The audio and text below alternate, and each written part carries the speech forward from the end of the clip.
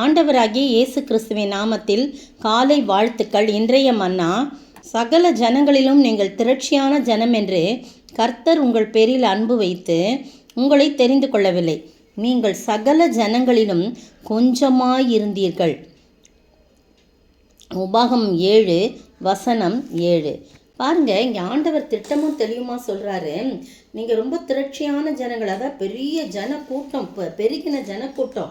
அது பாருங்க 10:22 சொல்லப்பட்டிருக்க உபாகமம், உன் பிதாக்கள் 70 பேராய் எகிப்துக்கு போனார்கள், இப்பொழுதோ உன் தேவனாய் கர்த்தர் உன்னை திரட்சியிலே, பார்த்தீங்களா, திரட்சியிலே வானத்தின் நட்சத்திரங்களை போல் ஆக்கினார். ஆனால் நீங்கள் வானத்து நட்சத்திரங்களை போல திரட்சியான ஜனங்கள் என்று சொல்லி உங்கள் பேரில் அன்பு வைத்து உங்களை தெரிந்துக்கல. நீங்கள் சகல ஜனங்களிலும் கொஞ்சமாக இருந்தீர்கள். அப்படின்னா என்ன அப்படின்னு சொல்லும்போது, அடிமைத்தனத்தில், ஒடுக்கப்பட்ட சூழ்நிலையிலே, எல்லாராலும் தள்ளப்பட்ட சூழ்நிலையில, வெறுக்கப்பட்ட சூழ்நிலையிலே நீங்கள் இருந்தீங்க. அதனால தான் கர்த்தர் உங்களில் அன்பு கூர்ந்ததினால், உங்கள் பிதாக்களுக்கிட்ட ஆணையை காக்க வேண்டும் என்பதினாலும், கர்த்தர் பலத்த கையினாலும் உங்களை புறப்பட பண்ணி அடிமைத்தன வீடாகி எகிப்து நின்று அதன் ராஜாவான பார்வோனின் கையில் நின்று உங்களை மீட்டு கொண்டார். அதுக்காக தான் உங்களை தெரிந்து கொண்டாரே தவிர நீங்கள் ரொம்ப திரட்சியான ஜனங்கள் அப்படின்னு சொல்லி உங்கள் மேலே அன்பு வைக்கலை.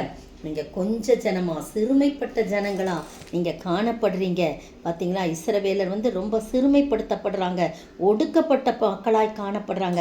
அதனால் அவங்கள விடுவித்து வழிநடத்துவதற்காகவே நான் உங்களை தெரிந்து கொண்டேன் அப்படின்னு சொல்கிறார். எவ்வளோ அன்பு வைக்கிறார் பார்த்தீங்களா.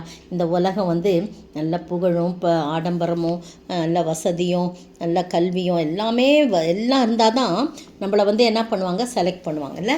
எந்த ஒரு காரியத்திலையும் செலக்ட் பண்ணி கொண்டு போய் வைப்பாங்க. ஆனால் ஆண்டவர் பார்வையில் நம்ம ஒடுக்கப்பட்டவர்கள், நிராகரிக்கப்பட்டவர்கள், புறக்கணிக்கப்பட்டவர்கள், இவர்களை தான் என்ன பண்ணுறார் ஆண்டவர் தெரிந்து கொள்கிறார். அவருடைய அன்பின் நிமித்தமாய் தெரிந்து கொள்கிறான்னு சொல்லி பார்க்குறோம். பாருங்கள் 13ஆம் வசனம், இதில் 7:13, உன்மேல் அன்பு வைத்து உன்னை ஆசீர்வதித்து உனக்கு கொடுப்பேன் என்று உன் பிதாக்களுக்கு ஆணையிட்டு கொடுத்த தேசத்தில் உன்னை பெருக பண்ணி உன் கர்ப்பக்கனியும் உன் நிலத்தின் கனியாகிய உன் தானியத்தையும் உன் திராட்சரசத்தையும் உன் எண்ணெயையும் உன் மாடுகளின் பலனையும் உன் ஆட்டு மந்தைகளையும் ஆசீர்வதிப்பார். சகல ஜனங்களை பார்க்கிலும் நீ ஆசீர்வதிக்கப்பட்டிருப்பான்னு சொல்லி அவ்வளவு ஆசீர்வாதங்களை கர்த்தர் கொடுக்குறார். பாருங்க, கர்த்தர் ஏன் மற்ற ஜனங்களை விட்டுட்டு இஸ்ரவேலில் தெரிந்து கொண்டது, அது என்ன ஒரு ஓர வஞ்சனையா அப்படின்னு கூட நம்ம நினைக்கலாம். இல்லை, தனக்கு முற்றிலும் கீழ்ப்படிந்து தன்னுடைய நண்பனாகவே இருந்த ஆபிரகாமை முதலாவது அவர் தெரிந்து கொண்டார். 1000 தலைமுறைக்கும் இரக்கம் செய்கிறவர் நம்முடைய ஆண்டவர் இருக்கிறப்பனாலே ஆபிரகாமின் சந்ததி தெரிந்து கொள்ளப்பட்டது. அது தெரிந்து கொள்ளப்பட்ட சந்ததி.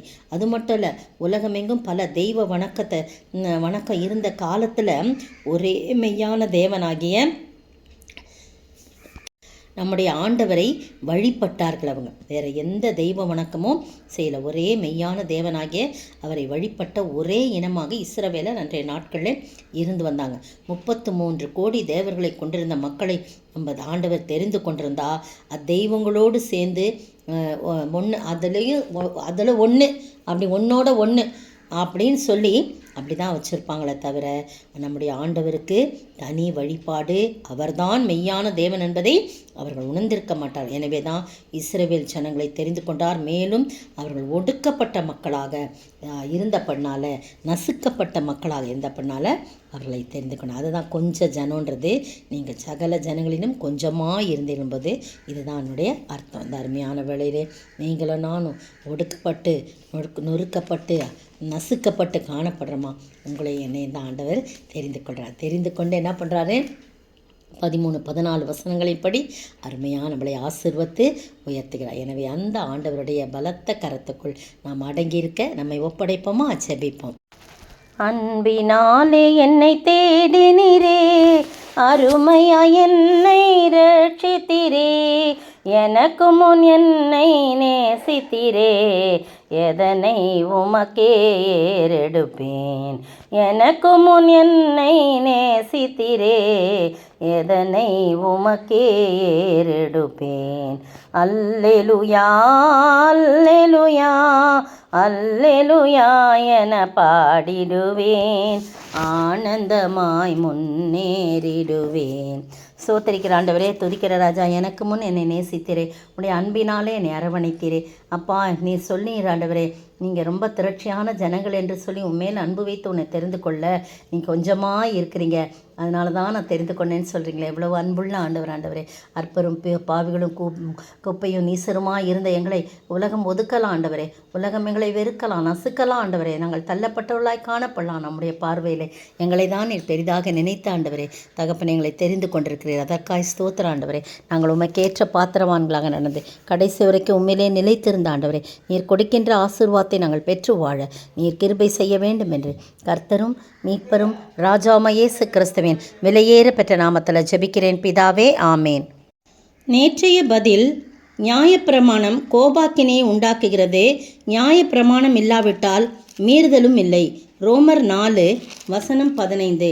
இன்றைய கேள்வி, எதில் யார் பலவீனமாய் இருக்கவில்லை? எதில் யார் பலவீனமாய் இருக்கவில்லை?